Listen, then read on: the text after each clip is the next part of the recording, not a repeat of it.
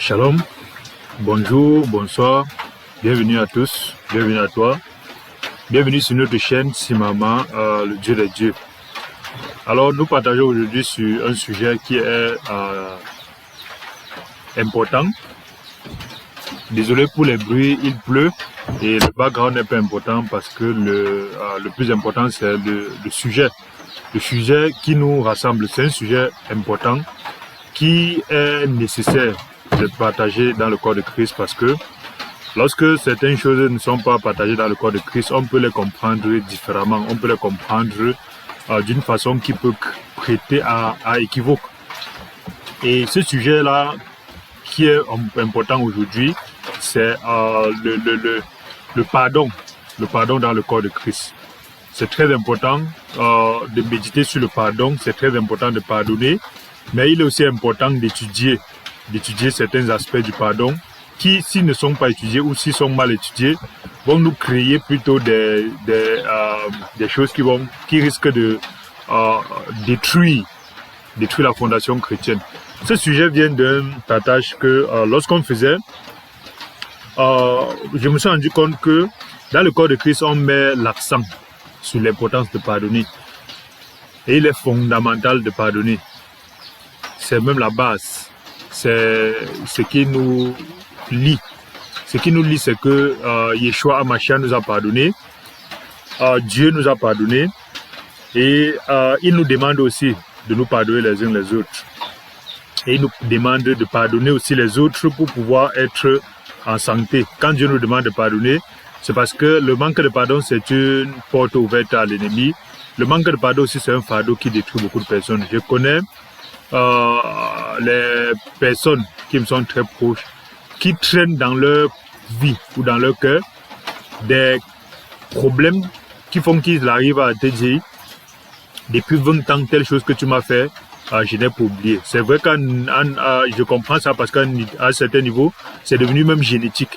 C'est qu'on veut pardonner, on n'y arrive pas.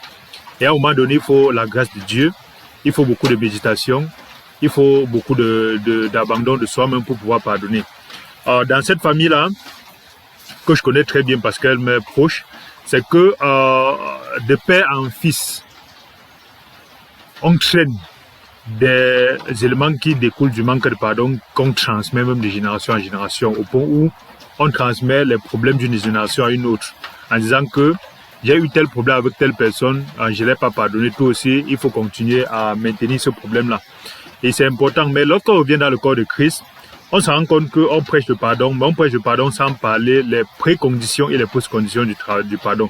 Et nous allons étudier aujourd'hui, pour voir les préconditions et les post-conditions du pardon, nous allons regarder à travers la dédicace du temple. La dédicace du temple a été faite par Sholomé, par Salomon, par Suleiman, et il a construit ce temple-là comme un lieu de rencontre entre lui et Dieu, entre le peuple et Dieu.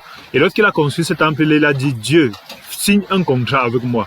Nous allons signer un contrat qui stipule que à chaque fois que je viendrai ici, à chaque fois que le peuple viendrait ici, dans ce temple-ci, lorsqu'il va te demander pardon, tu vas pardonner.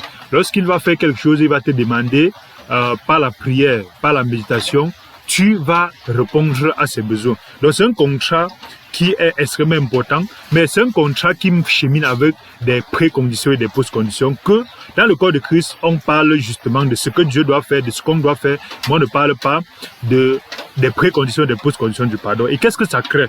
Ça crée de l'abomination dans le christianisme. Pourquoi? L'abomination qui est de cheminer en pensant que on va prêcher le pardon sans prêcher les causes qui nécessite le pardon. Ça veut dire quoi? S'il faut pardonner quelque chose, quelqu'un, il faut qu'on se pose la question, qu'est-ce que tu as fait qui nécessite qu'on te pardonne? Parce que beaucoup de personnes demandent le pardon sans savoir ce qu'ils ont fait. Beaucoup de personnes demandent le pardon en sachant même ce qu'ils ont fait, mais ils ne sont pas engagés à ne plus faire. Beaucoup de personnes demandent le pardon en allant continuer à faire exactement la même chose qu'ils ont fait, qui a créé les problèmes qui nécessitent le pardon. Ça crée l'abomination du fait que les enfants arrivent donc à un système où ils peuvent continuer à être têtus parce qu'ils vont demander pardon aux parents. On arrive à un système où, dans l'église, un frère, une sœur peut continuer son comportement abominable, son sale comportement, sa sale mentalité, parce qu'il sait qu'en tant que chrétien, on va dire qu'en tant que chrétien, il faut pardonner. Ces gens arrivent dans le couple où une femme continue avec sa sale mentalité, qu'elle a grandi avec, personne ne lui a dit que c'est mauvais. Maintenant, quand tu lui dis que c'est mauvais, tu deviens son ennemi. Mais quand il arrive que on arrive à dire que oui, il faut pardonner, ça devient que le christianisme dit qu'il faut pardonner, il faut pardonner, il faut pardonner. Moi, on ne se pose pas la question, ce qu'on doit me pardonner sur ça, est-ce que je suis prêt à m'engager à résoudre ça? Et c'est de même aussi pour les maris et ainsi de suite. Donc, deux personnes ne peuvent pas chaque jour chercher à demander le pardon sans se poser la question, est-ce que j'ai compris le problème qui a été la cause? Le pardon, sans comprendre la cause, est une porte satanique qui permet que chaque jour on puisse créer. Et quand on partageait de ça, je me suis rendu compte que les frères et sœurs dans le corps de Christ sont arrivés au niveau où même ceux qui disent qu'ils ont pardonné, ils n'ont pas pardonné dans le principe de pardonner, se libérer, mais ils ont parlé de principe de dire que j'ai fait comme Dieu a dit et je quitte dessus. Ça veut dire que ils ont pardonné comme s'ils ne pardonnaient pas pour se débarrasser de la charge, mais ils ont pardonné pour se débarrasser de Dieu et de la personne. Et c'est pourquoi ils peuvent dire, j'étais pardonné, mais je m'éloigne de toi, je te fuis. Et c'est naturel. Mais le problème, c'est que quand on cache ça donc on cache ça dans les choses de Dieu. Revenons à Salomon. Lorsqu'on regarde dans le livre de 1 roi, il est important de regarder à partir du 1 roi chapitre 8. Chapitre 8 à partir du verset 19. Qu'est-ce que l'Éternel dit? L'Éternel dit, pendant qu'on ouvre 1 roi 10 à partir du verset 19, qu'est-ce qu'il dit? Il dit, seulement, ce ne serait pas toi qui bâtiras la maison, mais ce sera ton fils, sorti de tes entrailles, qui bâtirait la maison à mon nom. L'Éternel a accompli la parole qu'il a prononcée. Je me suis levé à la place de David, mon père, et je me suis assis sur le trône d'Israël, comme l'avait annoncé l'Éternel. Et j'ai bâti la maison au nom de l'Éternel, le Dieu d'Israël, l'Élohim d'Israël. J'ai disposé un lieu pour l'arche où est l'alliance de l'Éternel, l'alliance qu'il a faite avec nos pères quand il les fit sortir d'Égypte. Salomon se plaça devant l'Éternel, devant l'autel de l'Éternel, en face de toute l'assemblée d'Israël. Il étendit les mains vers le ciel et dit, il passe le contrat avec l'Éternel, dit, ô Éternel, Dieu d'Israël, il n'y a point de Dieu semblable à toi, ni en haut dans les cieux, ni en bas sur la terre. Tu gardes l'alliance et la miséricorde envers tes serviteurs qui marchent en ta présence. Et tout leur cœur ainsi, qui marchent en ta présence de tout leur cœur. Et si tu as tenu parole à ton serviteur David, mon père, et ce que tu as déclaré de ta bouche, tu l'as accompli en ce jour par ta puissance. L'Éternel, maintenant Éternel, Dieu d'Israël, observe la promesse que tu as faite à David, mon père, en disant, tu ne manqueras jamais devant moi d'un successeur, assis sur le trône d'Israël, pourvu que tes fils prennent garde à leur voix et qu'ils marchent en ma présence comme tu as marché en ma présence. Oh, que s'accomplisse, Dieu d'Israël, la promesse que tu as faite à ton serviteur David, mon père. Donc ici, Dieu a donné une promesse à David et Dieu a donné une condition, pourvu que tes fils prennent garde à leur voix et qu'ils marchent en ma présence comme tu as marché en ma présence. Beaucoup de personnes veulent la bénédiction de Dieu, mais ne veulent pas la précondition. Beaucoup de personnes veulent le pardon de Dieu, mais ne veulent pas la précondition. Ils veulent marcher à leur présence, sur leur chemin, selon leur désir, mais ils veulent quand même avoir le résultat de Dieu. Donc, ils partent à gauche, mais ils veulent avoir le résultat de ceux qui partent à droite. Et quand il continue, dit verset 29, mais quoi? Dieu habiterait-il véritablement sur la terre? Voici les cieux et les cieux des cieux ne peuvent pas te contenir. Combien moins cette maison que je t'ai bâtie? Parce que Dieu est dans les cieux. Dieu n'est pas au ciel. Le ciel n'existe pas. La notion qu'on dit le ciel, c'est la mauvaise traduction de la Bible en français. En fait, les cieux, c'est le Shemaïm. C'est pour ça qu'on se retrouve souvent avec des gens qui vous disent que et j'ai suivi un monsieur assez prolifique dans certains domaines il s'appelle Monsieur Pougala.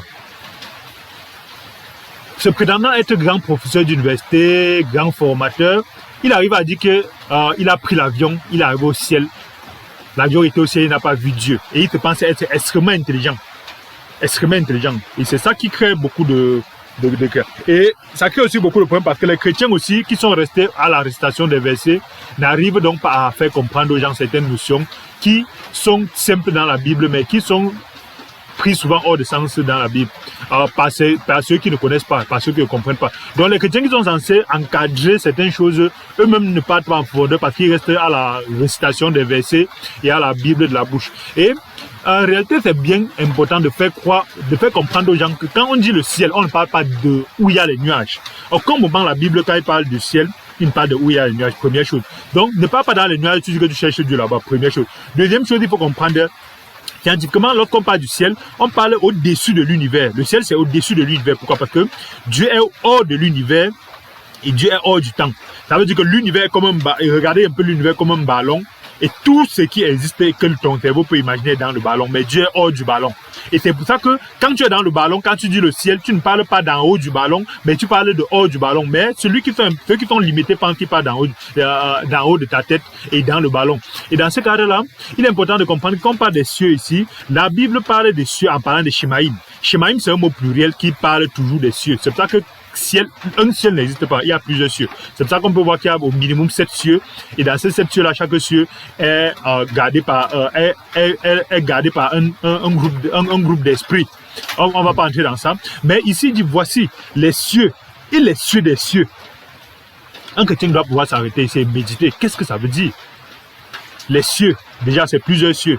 Maintenant, les cieux des cieux, donc le dessus de ces cieux-là, ne peuvent pas contenir. Ça revient donc celui qui a compris le ballon.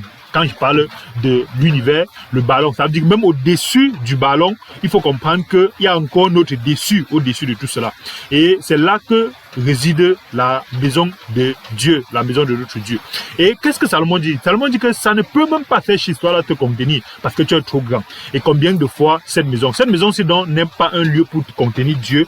Méfions-nous de ceux qui disent qu'ils partent dans la maison de Dieu parce que c'est Dieu qui est là-bas, Dieu n'est pas chez lui. Non, Dieu, quand Dieu est dans la maison de Dieu, c'est un symbole du lieu de rencontre. Et cette rencontre-là, il faut comprendre que ce n'est pas par rapport à la maison-là, mais c'est par rapport à qui est-ce qui se rencontre. Toi et Dieu. Mais en allant, nous avançons et dit, toutefois, Éternel mon Dieu, verset 8, sois attentif à la prière de ton serviteur et à sa supplication. Écoute le cri et la prière que t'adresse aujourd'hui ton serviteur. Que tes yeux soient nuit et jour ouverts sur cette maison.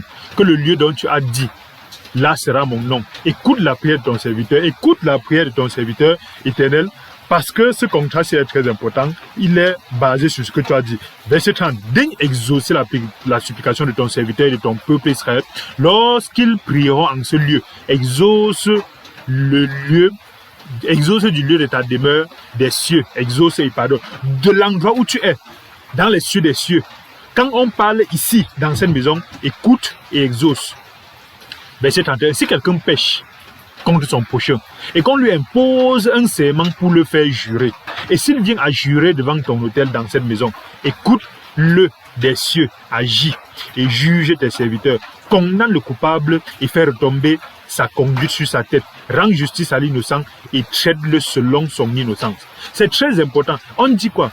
Si quelqu'un fait du mal et qu'on lui impose un serment pour faire jurer, lancez le jour.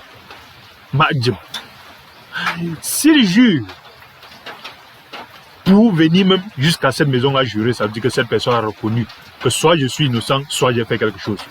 Beaucoup de personnes aujourd'hui, face à une situation, ne sont ni innocents ni coupables. Parce qu'ils attendent que ceux qui d'en face doivent les pardonner. Ça veut dire que face à un problème, les gens s'asseyent, ils savent que non, quel que soit l'amda qu'on va tourner, revenir là, il faudra que c'est l'autre qui doit me pardonner. Parce qu'on les a prêchés que le pardon doit être obtenu sans avoir rien fait, c'est l'autre on doit continuer nos bêtises et on doit tout nous pardonner parce que non, Dieu est bon, Dieu pardonne. Et c'est pour ça que il dit donc, si quelqu'un pêche contre son péché, qu'on lui impose un serment, ça veut dire que cette personne-là reconnaît au moins que ce qu'il a fait n'est pas bien. Et s'il vient à jurer devant ton autel dans cette maison, écoute-le des cieux. Ça veut dire que s'il a porté ses pieds pour aller là-bas parce qu'il veut arranger, beaucoup de personnes demandent le pardon, mais ils ne peuvent pas faire un quelconque acte qui montre qu'il veut arranger la situation. Et il dit donc que dès qu'il aura parlé, Éternel, juge tes serviteurs, condamne le coupable et fait retomber sa conduite sur sa tête. Justifie et rend innocent le juste. Ça veut dire que face à un problème où on doit demander pardon, il faut qu'on puisse savoir qui est le fautif, qui est le coupable. Dans le corps de Christ, on ne prêche plus les préconditions du pardon, avant d'arriver au pardon, il faut comprendre qui est le fautif, qui est le coupable et qui est la personne qui est innocente. Aujourd'hui, dans le corps de Christ, on ouvre seulement la bouche pour demander qu'il faut pardonner. Oui, il faut pardonner, il faut pardonner. Mais le problème, c'est quoi? C'est que lorsque le fautif ne connaît pas qu'il est fautif, tu le pardonnes une fois, il va te faire la deuxième fois. Deux fois, il va te faire la troisième fois. Et comme ça, il va continuer à faire la millième fois. Mais le problème, c'est qu'il n'y a que Dieu qui pardonne de façon indéfinie. Même quand Jésus-Christ a dit qu'il pardonne 7 fois, 77 fois, 77 fois, il n'a pas dit qu'il faut aller 78 fois. Il n'a pas dit qu'il faut aller 79 fois. Ça veut dire que humainement parlant, quelle que soit la théorie verbale qu'on peut vouloir parler, l'être humain a une limite. C'est pourquoi dans le corps de Christ, les gens ont donc converti la limite en disant quoi? Je pardonne à la bouche, mais je fuis. Le frère va dire, j'ai pardonné tel frère, pardonné telle soeur, mais je n'ai plus rien à voir avec lui, je ne traite plus avec lui, ainsi de suite. Ça, c'est pas le pardon. C'est que tu as fui la situation. Pourquoi? Parce que justement, tu n'as pas prêché l'importance du fait que ce frère-là que tu as pardonné jusqu'à être fatigué doit changer. Une des préconditions du pardon, c'est que la personne qui fait du mal doit savoir qu'avant de demander pardon aux gens, je dois changer mon comportement. Parce que si je ne change pas mon comportement, les gens vont se lasser de me pardonner. Mais dans le corps de Christ, c'est quelque chose qu'on a refusé de parler de ça parce qu'on a peur et on a honte de dire que telle chose qu'on a fait est mal. Et ça revient à une abomination qui est venue toujours. Nous parlons aussi de Salomon. Un jour, 2 prostituées, 2 Waka, 2 Wolowo sont venus devant Salomon. Poser un problème. Très simple. Bon, roi, nous avons accouché ensemble dans une maison. Chacun a eu son bébé. Celle-ci, nous sommes 2 prostituées, mais celle-ci s'est couchée sur son enfant est décédé. Quand je dormais, elle est venue prendre mon enfant, mettre à la place son enfant et mettre l'enfant décédé sur mon lit. Et elle est en train de dire que l'enfant qui est vivant, c'est son enfant. Moi, je sais que ce n'est pas son enfant. Et c'est comme ça qu'en réalité, face à cette situation-là, si on venait voir un homme de Dieu, un frère en Christ aujourd'hui, dans l'église, face à ça, il va dire quoi? Dieu, frère, Dieu a dit que les choses de la terre, il faut vraiment laisser la justice vient de Dieu. Vraiment, il faut abandonner. Vraiment, ce n'est que l'enfant, tu vas coucher d'autres. Vraiment, tu n'as pas encore la monopause. Tu n'as pas encore atteint la monopause. Vraiment, il faut abandonner. Dieu est juste. Dieu va justifier. Dieu connaît seul. Vraiment, ainsi de suite, ainsi de suite. Voilà les abominations qu'on a aujourd'hui dans le corps de Christ. Soit le manque de sagesse pour savoir que voilà ce qui est mal, voilà. C'est quand tu manques de sagesse, dis que je ne connais pas. Laissons du temps pour aller méditer, aller prier pour résoudre ce problème. Mais c'est un problème qui doit être résolu. Parce qu'on ne dit pas aussi qu'il faut fuir. Fuir, ça veut dire quoi? Il y a les nouvelles méthodes dans le corps de Christ aujourd'hui où, face à un problème qu'il faut résoudre, on va prier, on va prendre le jeûne, Dieu va travailler, on va prier pour ça. Oui, il faut prier pour ça, il faut jeûner pour ça, oui. Mais ça ne veut pas dire qu'il ne faut pas régler ce problème-là. Tôt ou tard, il faut venir entrer, mettre la main sur la saleté et régler ce problème-là. Et dans ce cadre-là, les 2 femmes qui sont venues, Salomon n'a donc pas fait comme les abominations qu'on trouve aujourd'hui dans le corps de Christ, où des gens fuient le problème, spiritualisent et politisent et font le semblant, alors que c'est pour leurs choses. Pour ces gens-là, observez bien. Ces gens-là qui aiment dire dans le corps de Christ, il faut prier, il faut méditer, il faut jeûner pour résoudre un problème. C'est surtout quand c'est le problème des autres. Pour leur problème, ils ne disent jamais ça. Pour leur problème, ils gèrent. Donc, ils prétendent, quand c'est un problème des autres, comme ils ne comprennent pas la pertinence de ce problème-là, le mal que ça fait, la difficulté que ça crée et l'abomination que ça fait dans le cœur de la personne, ils peuvent rapidement simplifier le problème. Mais quand c'est pour eux, tu les vois fous et moulins. Et c'est ça qui m'étonnait, il me dit que ça, c'est pas les frères et les sœurs qui sont souvent moumou ici. sur les situations qu'on se dit que, mais est-ce que c'est qu'ils sont devenus quoi il y a un type de singe qu'on appelle le paresseux. Donc ils sont nonchalants dans les choses, et ainsi de suite, et ils ont une verbologie de dire, oh, c'est Dieu qui a fait, vraiment, on va prier, et ainsi de suite. Mais quand tu vois pour eux, tu vois comment ils sont fervents, ils sont dessus, ils sont en train de gérer. Tu vois donc justement l'abomination que Dieu dit quoi? Que je ne trouve pas chez toi une balance avec 2 poids. Une des abominations que Dieu déteste dans la Bible, hormis l'idolâtrie, c'est de trouver 2 mesures chez toi. La mesure des riches et la mesure du pauvre. La mesure avec laquelle tu mesures le problème de ton frère en Christ et la mesure avec laquelle tu mesures ton problème. La mesure avec laquelle tu mesures les problèmes des gens avec qui tu t'entends. Et la mesure avec laquelle tu mesures les problèmes avec qui tu ne t'entends pas. C'est ça, ces 2 poids de 2 mesures.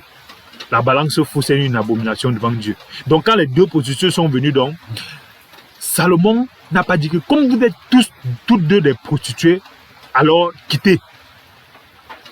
Première chose. Deuxième chose, il n'a pas dit comme vous êtes tous 2 des prostituées, alors vous avez tous tort. Jamais il n'a pas dit ça. Salomon a fait quelque chose qui est basique dans le corps de Christ. Lorsque dans le corps de Christ, on n'arrive pas à dire au méchant que ce que tu as fait, c'est méchant. On n'a pas dit qu'il faut le forcer, on n'a pas dit qu'il faut le chasser, on n'a pas dit qu'il faut le faire. On m'a dit, ayez la capacité de dire aux gens que ça, je pense que voilà, ce n'est pas bien et que ça, voilà, c'est bien, ainsi de suite, ainsi de suite. Mais cette abomination du corps de Christ où on fait semblant d'être neutre alors qu'on n'est pas neutre. On est neutre pour les choses qui concernent les autres. On ne part pas derrière tisser les petits clans. Et Salomon donc a eu la sagesse de pouvoir dire, venez avec l'épée, diviser l'enfant. Et face à ça, et l'épée représente la parole de Dieu, face à la parole de Dieu qui divise, on peut voir comment la vérité sort. Quand la parole de Dieu est tranchante et manipulée par quelqu'un de clair, quelqu'un qui n'a pas 2 poids 2 mesures, quand la parole... Parce que, méfions-nous, pourquoi certains problèmes et certaines situations, lorsqu'on envoie certains problèmes, on envoie certaines situations dans l'église, les gens n'arrivent pas à résoudre. Parce qu'ils sont entrés dans la versologie et la verbologie, où, même lorsqu'ils utilisent la parole de Dieu, ça n'a plus de force, ça n'a plus de valeur. Pourquoi? Parce qu'ils n'ont même pas qualité d'utiliser cette parole de Dieu-là. Salomon avait qualité, pourquoi? Parce que Salomon ne clochait pas dans un sens ou dans l'autre. Mais dans le corps de Christ aujourd'hui, face à un problème que tu cloches dans un sens et tu ouvres la Bible va aider en quoi? Les gens qui font ça utilisent souvent la Bible juste pour justifier leur méchanceté et leur mauvais côté. Ou ils utilisent la Bible pour justifier leur propre penchant. Nous sommes les anciens, nous sommes les aînés, nous sommes les pasteurs, nous sommes les prophètes, nous sommes les évangélistes. Ils prennent dans la Bible donc quelque chose qui va leur permettre d'établir sa position là. Et c'est ça qui fait donc que face à ça, dans toute la même parole de Dieu qui a été tranchante pour Salomon n'arrive pas à être tranchante dans le corps de Christ. Parce que la personne qui utilise, c'est une personne qui cloche dans 2 sens. C'est une personne qui part dans 2 sens. C'est une personne qui a un parti pris. C'est une personne qui n'est pas neutre. C'est une personne qui pense déjà connaître. Il pense déjà que parce que l'autre m'a bien expliqué comme ça, alors j'ai de la vérité. Mais Salomon donc, ayant la capacité d'être neutre, il n'y a pas de balance fausse, il n'y a pas 2 poids 2 mesures. Il n'a pas dit comme vous êtes prostituée, alors tout le monde a raison, tout le monde a tort. Il n'a pas dit que non, comme ça c'est une prostituée qui m'écoute souvent, l'autre ne m'écoute pas, alors c'est celle qui a non. Face à la parole de Dieu qui était l'épée, la vérité a surgi. Et on a pu voir comment. L'histoire est trop bizarre, pourquoi? Parce que souvent on se dit que l'autre que c'était pas ton enfant aurait pu seulement dire que vraiment couper la... non, ainsi de suite. Elle aurait même pu se taire. On aura le doute. Mais la parole de Dieu dit quoi? C'est qu'elle était en train de dire couper.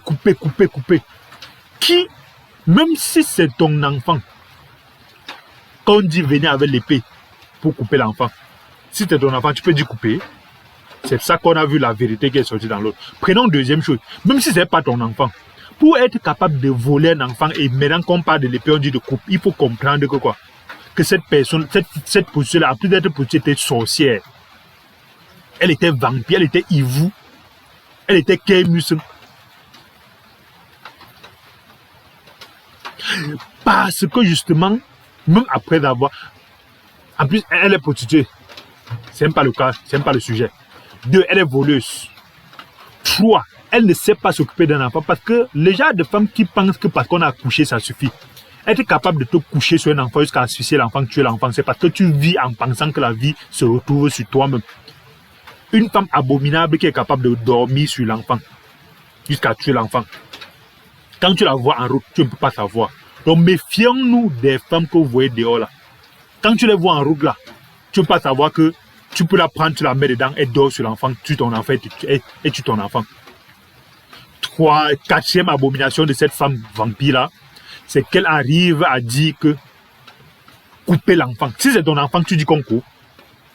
Et si ce n'est pas ton enfant, tu dis qu'on coupe l'enfant d'autrui, ça veut dire que ce n'est même pas un être humain.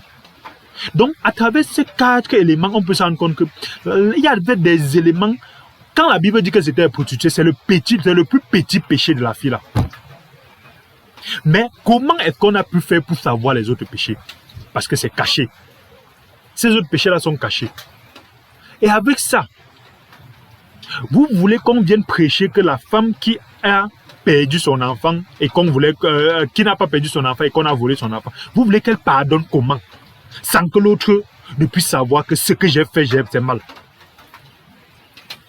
Frères et sœurs, dans l'église, comment vous voulez que la première prostituée, qui est la vraie mère de l'enfant, puisse pardonner celle-ci? Juste parce que vous allez venir dire que Jésus a dit qu'on pardonne. Vous allez venir dire que Dieu a dit qu'on pardonne. Est-ce que vous pensez que la chose que vous demandez aux gens, vous-même vous pouvez faire à sa place?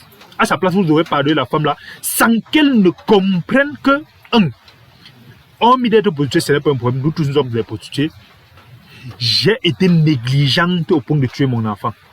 On pardonne quelqu'un qui ne peut pas comprendre ça. Vous pensez que le prochain enfant qu'elle va accoucher, si elle n'arrive pas à comprendre ça et changer, vous pensez qu'elle va tuer ou elle ne va pas tuer? Mais comme vous êtes chrétien, vous êtes trop bon. Vous allez venir dire il faut pardonner pour qu'elle accouche encore pour tuer. Sans lui dire que la capacité de dormir jusqu'à te coucher sur l'enfant est mauvais. Ça, c'est le cas de la prostituée là. Mais dans le corps de Christ, il y a beaucoup d'autres cas. Frères et sœurs, des cas dans l'église où des gens demandent à d'autres de les pardonner. Mais on dit, il y a un autre cas qui est grave. On dit que oui, frères et sœurs, oui, tu veux qu'on te pardonne. On te pardonne de quoi? Ils ne connaissent pas. Ils viennent seulement demander pardon parce qu'on lui a dit quelque part qu'il va demander pardon. Ils ne connaissent même pas ce qu'il a fait. C'est pour ça que la science est bien. Pourquoi la science est bien? Parce que Einstein a dit quoi? Il n'y a que les fous qui peuvent poser les mêmes actes et penser que la condition va changer. Donc il n'y a que les fous qui prennent le caillou, ils mâchent, ça casse les dents, ils mâchent, ça casse les dents, et ils pensent qu'un jour il va mâcher au caillou, ça ne va pas casser les dents. Il n'y a que les fous qui pensent qu'ils peuvent prendre les microbes, manger, prendre les microbes, manger, tomber malade, prendre, manger, tomber malade, et un jour il va prendre, manger, il ne va pas tomber malade. Il n'y a que les malades mentaux qui pensent qu'ils peuvent laisser un verre, il laisse ça se casse, il prend un autre verre, il laisse ça se casse, il pense qu'un jour il va laisser un autre verre, ça va tomber, ça va rebondir comme le chewing-gum. Il n'y a que les malades mentaux qui font ça. Il n'y a que les fous qui pensent qu'on peut faire les mêmes méchancetés chaque jour, les mêmes mauvaises choses chaque jour, et ça ne va pas créer les mêmes conséquences. Comment est-ce que la première prostituée aurait pu pardonner à celle qui a volé l'enfant sans que celle-là ne sache que je dors mal. Je dors jusqu'à ce que je m'oublie. Je dors jusqu'à ce que j'écarte mes fesses comme si j'étais à midi ferme. Et c'est les pieds, les fesses que j'écarte là, ça met mes pieds, ça associe l'enfant. Une prostituée qui confond son lit avec le lit de midi ferme ou de la elfe. C'est ça qui crée le fait que si on ne l'enseigne pas pour dire que maman apprend à fermer tes pieds quand tu dors, l'enfant est à côté, change. Ceci que tu fais là n'est pas bien. Dans le corps de Christ, on n'avait pas dit que ceci que tu fais là n'est pas bien. Ceci n'est pas normal. C'est comme ça qu'elle va coucher et tuer. Il y a des gens qui sont adeptes à demander il faut pardonner, il faut pardonner, il faut pardonner. Oui, il faut pardonner. Mais s'il n'y a pas de correction, les mêmes causes vont poser les mêmes conséquences. Deuxième élément. Comment pardonner quelqu'un qui est capable de dire qu'on découpe un enfant? Sachant bien que si c'est ton enfant, comment pardonner, mec? Prenons même que c'était ton enfant. Inventons même que c'était ton enfant. Comment pardonner une femme qui dit qu'on coupe son enfant en deux? C'est ça l'abomination qu'il y a dans l'église. Les gens qui sont capables de détruire une assemblée, détruire une famille, avec la bouche de Dieu, avec les versets bibliques dans la bouche. C'est face à la parole qu'on peut voir la puanteur qu'il y a dans le cœur des gens. Parce qu'en cheminant seulement avec elle, on n'aurait pas pu savoir qu'elle est capable de dire que couper un enfant. Quatrième point, un enfant que tu as volé, en plus de voler. Donc voler ne te dit rien. En plus de voler, tu veux qu'on tue l'enfant.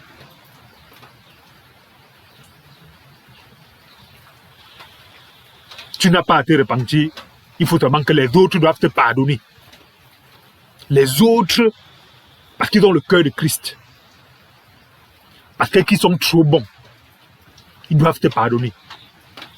Toi, tu n'as rien à faire. On doit te pardonner. Voilà où en est résumé l'Église aujourd'hui. L'Église demande des choses sans se poser la question quelles sont les préconditions de ces choses-là. Donc, nous allons continuer à voir dans la dédicace du temple, Salomon a eu des préconditions mathématiques pour que Dieu puisse pardonner. Et nous allons regarder encore l'ensemble des versets bibliques dans la deuxième partie. Nous allons continuer à regarder 1 Roi 8. Et nous allons encore regarder l'ensemble des versets bibliques qui sont dangereusement contre le pardon. Le pardon à la va-vite. Les décrets, le pardon décrété. On décrète le pardon sans se poser la question comment. Quelles sont les conditions? En tout cas, merci d'avoir écouté cette première partie. Cette méditation est divisée en deux. La deuxième partie, nous allons regarder comment Salomon a pu faire un contrat particulier avec Dieu dans le cas spécifique des préconditions du pardon. Et nous allons regarder l'ensemble des versets bibliques qui démontrent que il faut éviter de continuer dans le corps de Christ, de penser qu'on doit pardonner les gens qui ne connaissent pas qu'ils ont fait quelque chose. On doit pardonner les gens juste parce qu'il faut le faire. On doit pardonner les gens juste parce que non. Même Dieu lui-même a dit qu'il faut que tu puisses te repentir pour que je te pardonne. Dieu n'a pas dit que pour rien je te pardonne. Il a déjà pardonné effectivement, mais si celui qui ne se repent pas, il ne peut pas obtenir le pardon. Donc la repentance est une condition qu'on va regarder un peu de près dans la Bible avec les éléments plus concrets. Merci d'avoir écouté ce partage. Si ce partage t'a béni, n'oublie pas de t'abonner et de cliquer sur la cloche de notification et de suivre la seconde partie où nous allons regarder plus en détail ces éléments-là.